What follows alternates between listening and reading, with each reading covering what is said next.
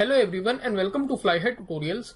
Guys, आज हम discuss करेंगे डिजिटल इलेक्ट्रॉनिक्स में लेक्चर नंबर 45 और हम इसमें स्टार्ट करने वाले हैं अपने काउंटर्स को। तो बेसिक हम इंट्रोडक्शन लेंगे काउंटर्स का। इससे पहले अगर अभी तक आपने इसके प्रीवियस लेक्चर्स को नहीं देखा है तो आई बटन पर क्लिक करके उनको देख लीजिए ताकि ये लेक्चर समझने में आपको कोई प्रॉब्लम ना हो। उसी के साथ साथ जो डिफरेंट सब्जेक्ट्स पर हमारे लेक्चर्स हैं उनको आप चैनल प्लेलिस्ट में जाकर भी देख सकते हैं। तो चलिए स्टार्ट करते हैं। सबसे पहले अगर आप न्यू हैं और चैनल को अभी तक सब्सक्राइब नहीं किया तो सब्सक्राइब कर लीजिए और उसके साथ में जो नोटिफिकेशन बेल है उसको प्रेस कर दीजिए ताकि न्यू लेक्चर अपलोड होने पर नोटिफिकेशन आपको मिल जाए। और जो चैनल है हमारा नॉन टेक सब्जेक्ट से रिलेटेड फ्लाई हाई क्लासेस के नाम से, उसको आप सब्सक्राइब कर सकते हैं। लिंक मैंने डिस्क्रिप्शन में दिया हुआ है। तो गाइज, आपको पता है लास्ट फ्यू लेक्चर्स में हमने फ्लिप फ्लॉप को काफी डिटेल से स्टडी किया है। तो आई होप वो सभी लेक्चर्स आपको समझ में आ गए होंगे। जो बेसिक कॉन्सेप्ट मैंने ओवरऑल आपको देने की कोशिश की है वो आपको क्लियर हो गया होगा। तो यहाँ पर हम इनकी जो एप्लीकेशंस हैं फ्लिप फ्लॉप की उनको काफी ब्रीफ में डिस्कस करेंगे ताकि आपको एक आइडिया भी हो जाए कि एप्लीकेशंस वगैरह क्या है फ्लिप फ्लॉप की। ठीक है, और यही हमारा बेस भी बनने वाला है काउंटर्स के लिए। तो पहली जो इसकी एप्लीकेशन है वो है पैरेलल डेटा स्टोरेज के लिए।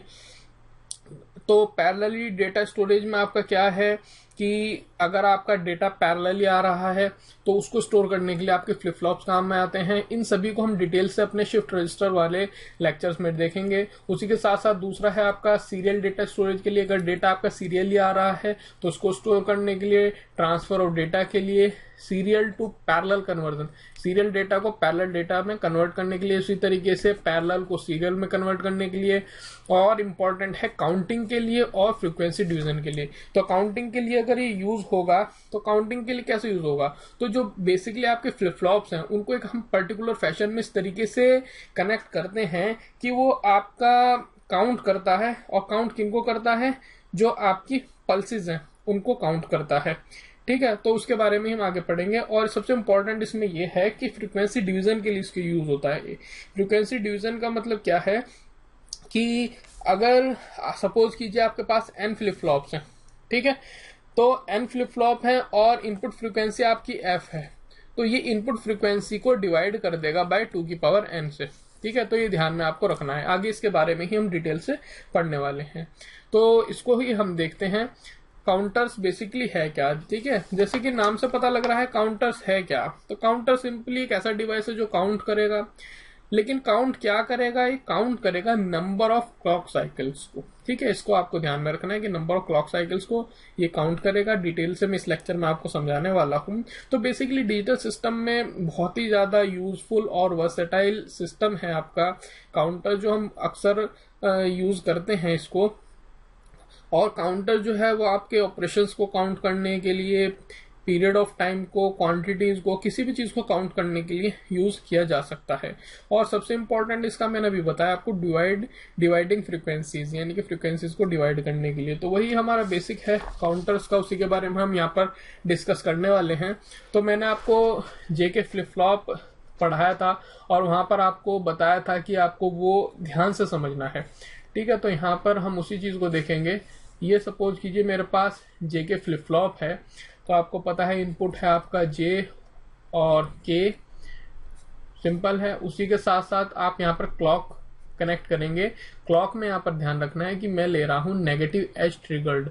वो किस लिए ले रहा हूँ कि मैंने आपको बताया था कि अगर जे इज इक्वल टू 1 और के इज इक्वल टू 1 हो तो रेस अराउंड कंडीशन आ जाती है। और इसको स्किप करने के लिए हम मेथड्स जो यूज करते थे वो था एक मास्टर स्लेव फ्लिप फ्लॉप। उसी के साथ साथ मैंने आपको बताया था एज ट्रिगरिंग भी हम यूज करते हैं। तो हम यहाँ पर नेगेटिव एज ट्रिगरिंग इसीलिए यूज कर रहे हैं कि हम रेस अराउंड कंडीशन को स्किप कर सकें और टॉगलिंग एक्शन जो है वो हमें बेसिकली मिल सके। ठीक है, तो सिंपल ये मैंने कॉन्सेप्ट आपको बता दिया है। तो यहाँ पर ये आपकी क्लॉक है नेगेटिव एज ट्रिगर्ड और ये आपकी है आपकी आउटपुट। ठीक है, अगर ये फ्लिप फ्लॉप आपका ए है, ठीक है, तो इसको मैं जे कह सकता हूँ, इसको के कह सकता हूँ इनपुट्स को, और ये क्यूए हो सकता है। और उसी के साथ साथ यहाँ पर क्यूए कॉम्प्लीमेंट आपको मिल जाएगा। अब एक और फ्लिप फ्लॉप आप ले लीजिए, ये भी सेम जे के फ्लिप फ्लॉप है आपका। और अगर ये फ्लिप फ्लॉप बी है आपका तो इसे मैं जे बी कह सकता हूँ इनपुट को। उसी के साथ साथ एक और इनपुट जो है उसको के बी कह सकता हूँ। और क्लॉक जो है इसकी वो भी सेम है, यानी कि नेगेटिव एज ट्रिगर्ड है। आउटपुट जो है वो क्यू बी है और क्यू बी कॉम्प्लीमेंट। ठीक है, तो इसको आपको ध्यान में रखना है। अब देखिए इनको मैं कनेक्ट कैसे कर रहा हूं, तो कनेक्ट पे आप ध्यान दीजिए कि जो पहला आपका फ्लिप फ्लॉप है यानी कि ए फ्लिप फ्लॉप है, उसकी जो आउटपुट है क्यूए, वो मैं कनेक्ट कर रहा हूं बी की क्लॉक के साथ में। ठीक है, यानी कि क्लॉक में दोनों को सेम नहीं दे रहा हूं, बल्कि जो ए की आउटपुट है वो मैंने बी की क्लॉक से कनेक्ट की है। ठीक है, इस चीज को आपको ध्यान में रखना है। और जो इनपुट्स हैं इनके यानी कि जे ए, के ए, जे बी और के बी, इन सभी को आपको प्रोवाइड करानी है 1, यानी कि इसको भी वैल्यू 1 देंगे, तो इसको और इसको आप कनेक्ट कर दीजिए, यानी कि यहाँ पर आप वैल्यू दे रहे हैं 1, J is equal to J B is equal to 1। उसी के साथ साथ जो के ए और के बी है इनको भी आप प्रोवाइड करा रहे हैं 1। ठीक है, तो ये आपको समझ में आ गया सर्किट। आई होप यहाँ पर आपको कोई प्रॉब्लम नहीं होनी चाहिए। उसी के साथ साथ यहाँ पर आप देखेंगे कि अब ये काम कैसे करेगा। ठीक है, पहले तो आप फ्रीक्वेंसी डिवीजन का कॉन्सेप्ट समझ लीजिए, उसी से आपको काउंटिंग का जो कॉन्सेप्ट है वो भी क्लियर हो जाएगा। तो सिंपली आप यहाँ पर समझिए कि ये मेरी क्लॉक पल्स है। ठीक है, ये मैं क्लॉक पल्स आपकी यहाँ पर ड्रॉ कर रहा हूं।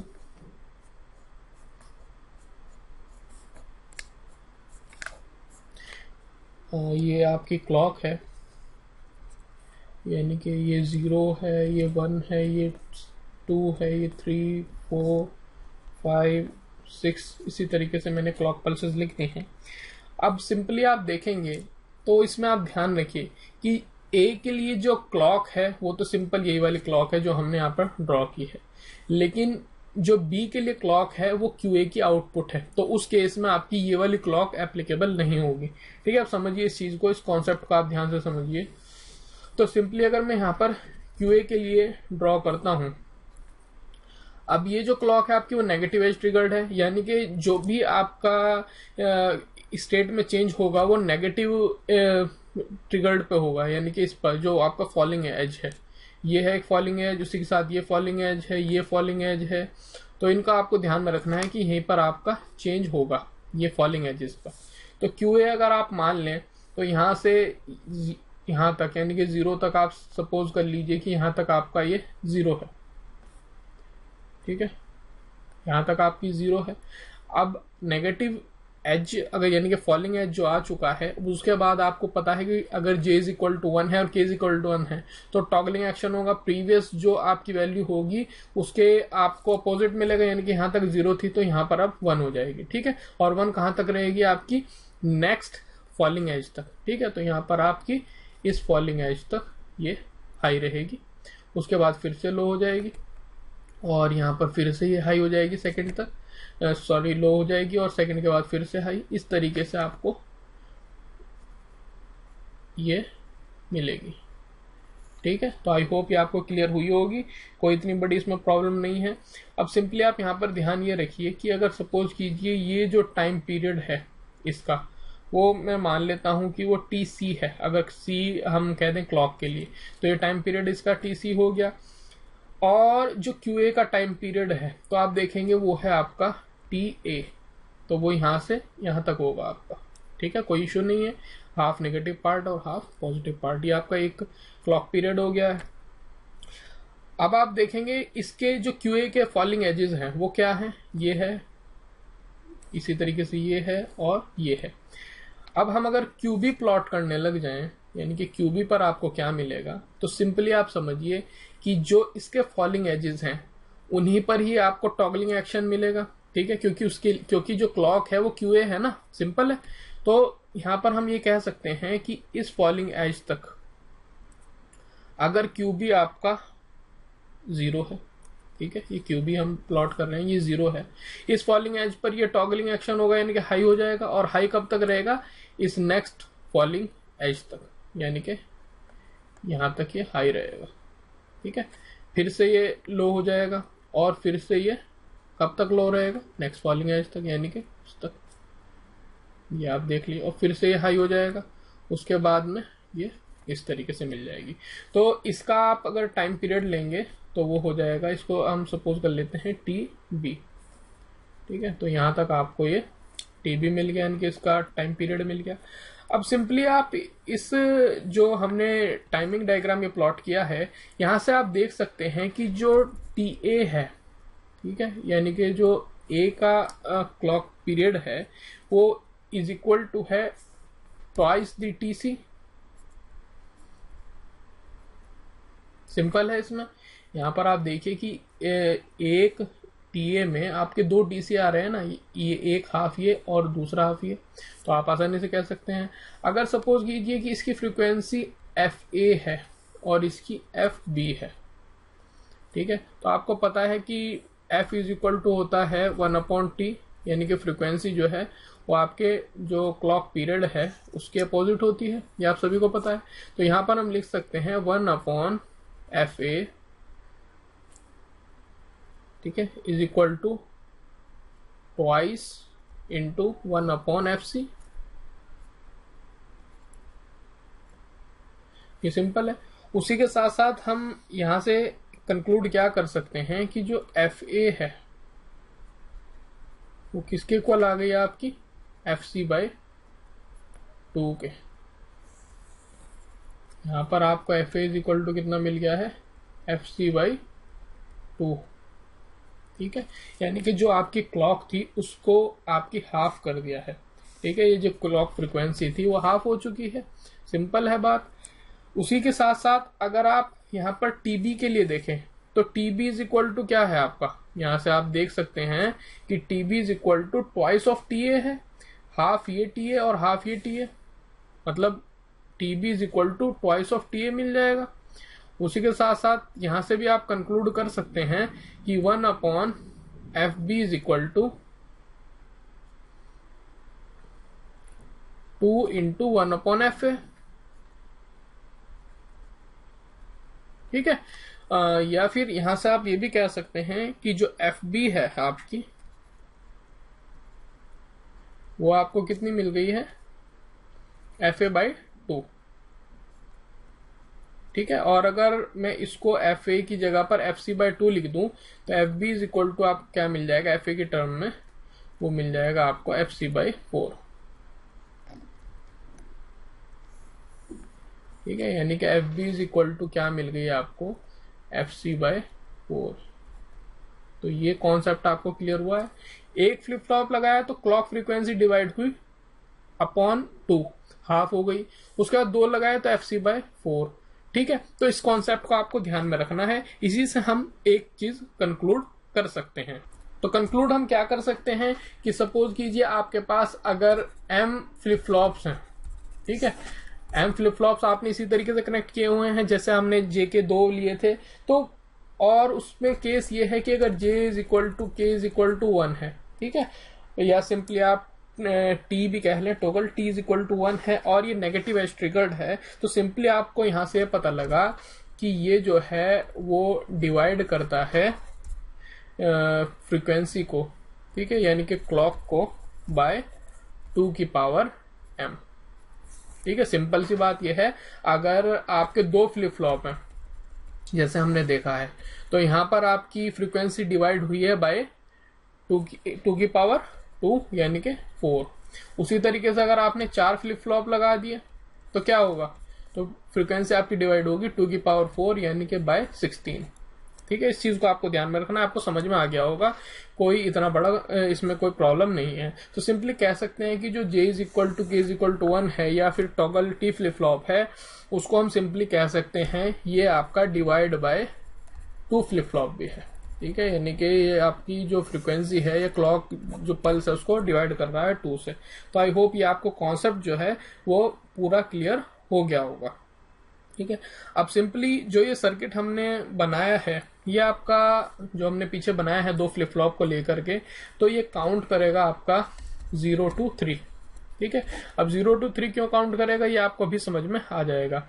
सिंपली अगर यहाँ पर हम क्लॉक ले लें, ठीक है, और यहाँ पर आपका एक QB है और ये आपका QA है, तो आप इस चीज को समझिए यहाँ पर कि क्लॉक, QB और QA। तो अगर 0 क्लॉक पल्स है, यहाँ पर आप आएंगे तो ये 0 क्लॉक पल्स है जो आपको दिखाई हुई है मैंने 0। तो इस बार आप देखेंगे कि जब क्लॉक पल्स ये 0 है, उस केस में आपका QA भी 0 है और QB भी 0 है। सिमिलरली जब 1 है, क्लॉक आपकी 1 है, उस केस में QA 1 है और QB 0 है, ठीक है। जब 2 है तो QA आपका 0 है और QB आपका 1 है, और जब 3 है, 3 पर क्या है, QA भी 1 है, यहां पर आप देखेंगे QA भी 1 है और QB भी 1 है। सिंपल है।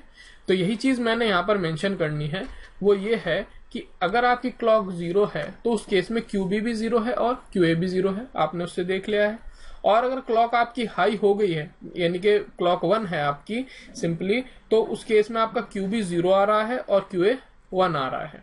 आप क्लॉक पल्स को ड्रॉ कर लीजिए अपने आप और तब उसके बाद कंपेयर करेंगे तो आपको सेम रिजल्ट्स मिलेंगे। क्लॉक अगर आपकी 2 हो गई है, सेकेंड क्लॉक पल्स है, तो उस केस में आपका QB 1 है और QA 0 है।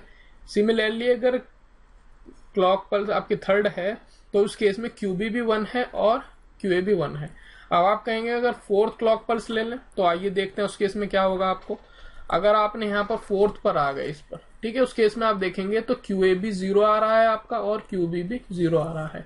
यानी कि सिंपली जो कंडीशन ये है हमारी फर्स्ट वाली, वही फिर से रिपीट होने लग गई है। ठीक है, तो ये आपको कॉन्सेप्ट समझ में आया है कि उसके बाद ये रिपीट करना स्टार्ट कर देगा। तो यहां से आपको क्लॉक पल्स से किस तरीके से आप काउंट करेंगे, तो सिंपली आप QA और QB को देखेंगे। अगर QA QB आप देखेंगे तो 0 0 मतलब ये 0 है डेसिमल में, ये 1 है, सिमिलरली ये 2 है और ये 3 है, ये आपने पता लगा लिया। तो QA और QB को देख के आप बता सकते हैं कि कितनी क्लॉक पल्स आपकी इलैप्स्ड हो चुकी हैं।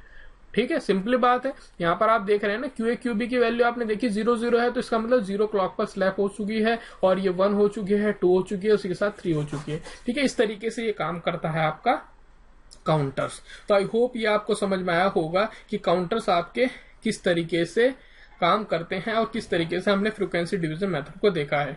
ठीक है, अब सिंपल सा एक और आपको एग्जांपल दे देता हूं कि अगर आपको काउंट करना है 0 to 15, ठीक है, तो 0 to 15 के लिए आपको कितने फ्लिप फ्लॉप चाहिए, तो 2 की पावर 4 यानी कि 16 फ्लिप फ्लॉप चाहिए।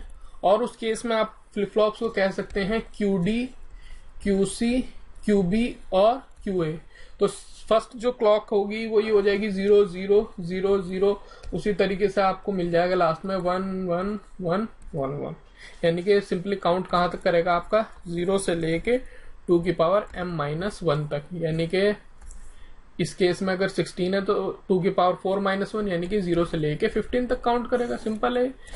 तो आप देखेंगे कि जब 15th पर आपकी पहुंच जाएगा उसके बाद आपका फिर से स्टार्ट हो जाएगा यहां से, यानी कि 0 0 0 0 0, यानी कि जब क्लॉक 16 होगी तो उसके बाद ये फिर से 0 0 0, यानी कि QD, QC, QB और QA की वैल्यू सबका आपको 0 0 मिल जाएगी। इस तरीके से ये आपका 0 to 15 काउंट करेगा। तो आई होप ये पूरा जो कॉन्सेप्ट है ये समझ में आ गया होगा। इसको ध्यान से समझ लीजिए, बेसिक है ये काउंटर्स का। अगर आपने ये बात समझ ली तो आने वाले लेक्चर्स आपके लिए बहुत ही आसान होने वाले हैं।